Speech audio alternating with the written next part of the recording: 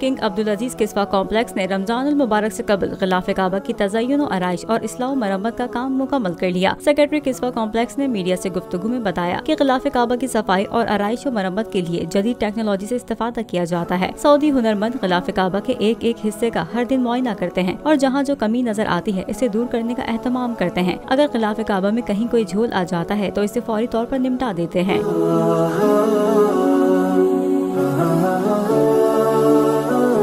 उन्होंने बताया कि खाने काबा के हर पहलू से 3 मीटर ऊंचा कपड़ा लगाकर गिलाफ काबा की कसाई होती है। हर तरफ से इसकी सफाई का भी एहतमाम होता है और हिजर अस्वद और रुकन यमानी के ऊपर गिलाफ काबा के किनारे तब्दील किए जाते हैं। किंग अब्दुल अजीज किस्वा कॉम्प्लेक्स के मातहत गिलाफ काबा की सफाई, आराइश और मरम्मत कई अशरों से इदारा ये जिम्मेदारी इखलास से अंजाम दे रहा है और ये काम मुकर्ररा निज़ामुल औकात के मुताबिक अंजाम दिया जाता है।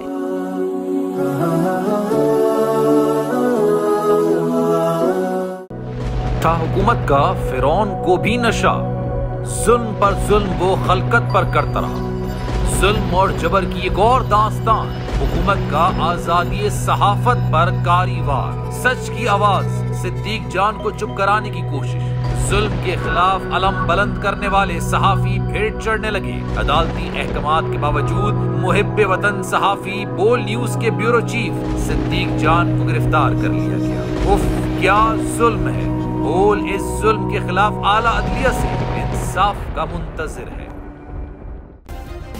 सब्सक्राइब करें और बेल दबाएं ताकि कोई खबर रह न जाए।